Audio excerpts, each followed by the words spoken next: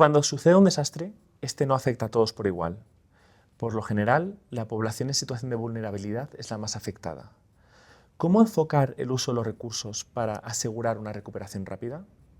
Sobre esto vamos a conversar hoy con el ministro de Hacienda de Costa Rica, Nogui Acosta. Muchas gracias por acompañarnos, señor ministro. No, un gusto. A ver, eso que acabas de decir tiene una relevancia muy importante. Como países y como sociedades nos toca proteger a los más vulnerables. En Costa Rica, en lo que hemos trabajado es en la posibilidad de poder ir identificando esas poblaciones. Evidentemente los más pobres, las mujeres, los niños, las personas con discapacidad tienden a tener mucho más vulnerabilidad. Por eso es tan importante poderlos identificar y poder tener mecanismos mucho más directos para poder apoyarlos en estas situaciones. Costa Rica ha sido pionero en la gestión financiera de estos riesgos para poblaciones vulnerables con instrumentos financieros muy avanzados, ¿verdad? No sé si podría compartirnos un poco la experiencia del país. Sí, Costa Rica fue el primer país que hizo un CADIO como una tarjeta de crédito que responsablemente utilizada nos puede resolver un problema. El Banco Mundial nos da la posibilidad de tener unos recursos apartados. En el momento en que se presenta la emergencia, inmediatamente se detona el pago de esos recursos.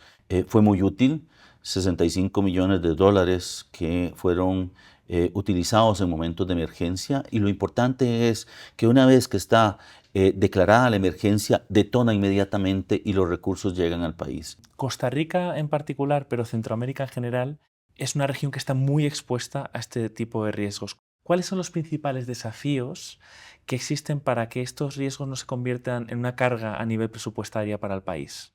Número uno, tener infraestructura mucho más resiliente al cambio climático.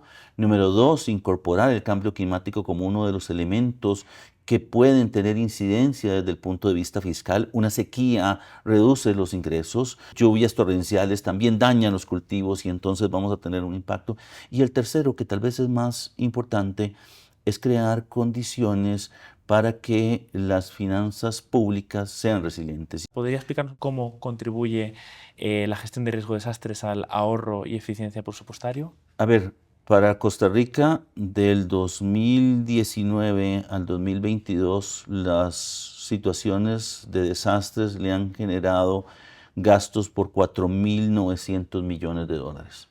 Recursos que tuvieron que ser cambiados de objetivos de desarrollo económico a reconstrucción. Y eso tiene un impacto desde el punto de vista de la capacidad de la economía de crecer. De incorporar la gestión de riesgos dentro del presupuesto de la República es importante. Muchísimas gracias, señor ministro. Yo soy Álvaro G. de Pablo. Síganos en nuestras redes sociales para entender más sobre cómo gestionar el riesgo de desastres.